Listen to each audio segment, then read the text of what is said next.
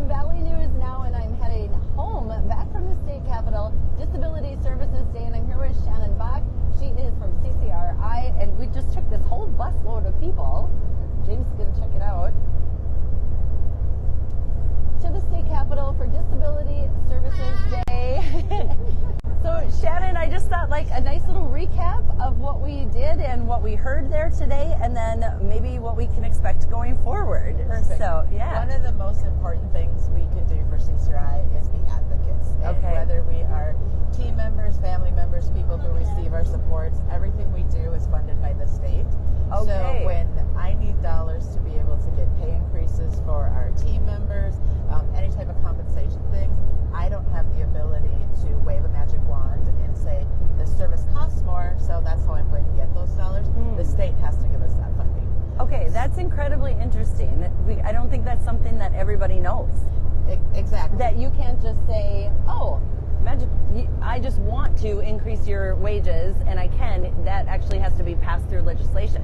Correct. Yeah? So whereas Okay. retail, fast food, they Yeah, they can just increase decide. the prices of their product Yep. to sell, they can come up with the dollars that way. I don't have that ability to do Wow. that. So that is why we rally all of our troops Okay. to be able to participate in our advocacy process. And one of the most important things we do every day, every year, is go to Disability Day Okay. at the Capitol.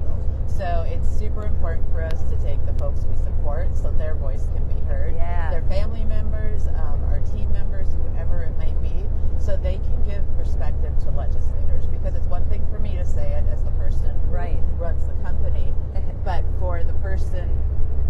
No problem. Yep. That's right. We're on the bus. This is how it goes. It's real life, right? It's This real is life. how it It's works. real life. Exactly. Yes. It's so heavy. Okay.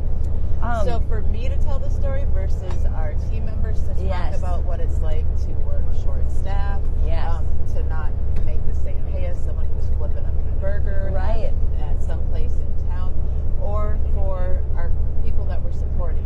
What does it feel like for them when there's not enough staff to do Yeah. all the things that need to be done for them to get into the community? Yep. So for them to actually be at the Capitol, listen to the legislators, the governor, speak, Yeah. and then have the opportunity to speak to those folks afterwards, it's very, very impactful. It was very powerful to hear. So what we did was we drove down here early this morning. It came all the way down. There was a rally in the rotunda at the state capitol.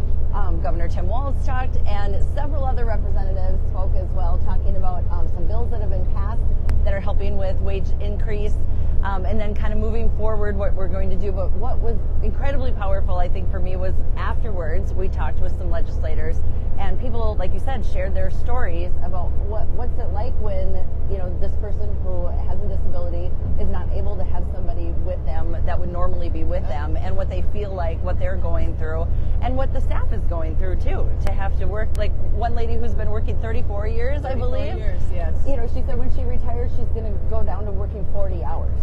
Well, that's what most people retire from, not retire to. Exactly. Yeah. Exactly. Well, and one of the things that the state did last year, they did do really well for us in last year's session. Cool. They passed dollars into our system so we could get those wage increases for our staff. So Good. we could help with retention, help with recruitment, all of those things. Yeah.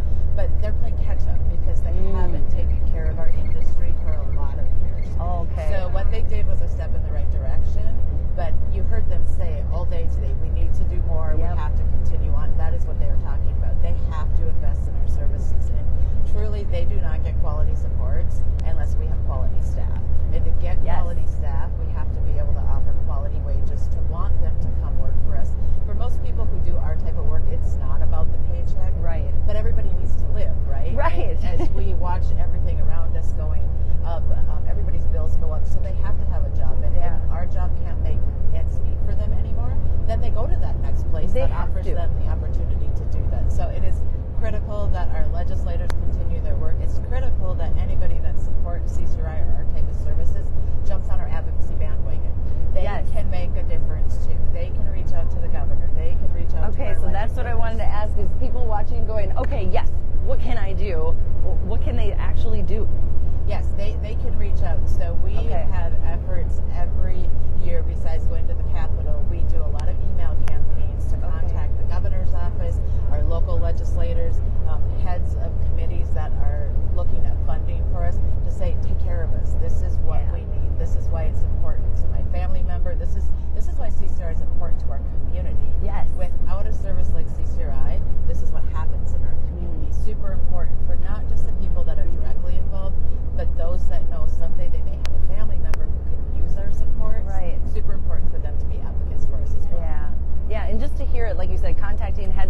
disabilities, I think if people hear it and understand what this means to someone personally, it's just completely perspective changing. Yes, Yeah. definitely. We'll have another quick interruption here. Yes, no problem. Like I said, just riding the bus home from the day.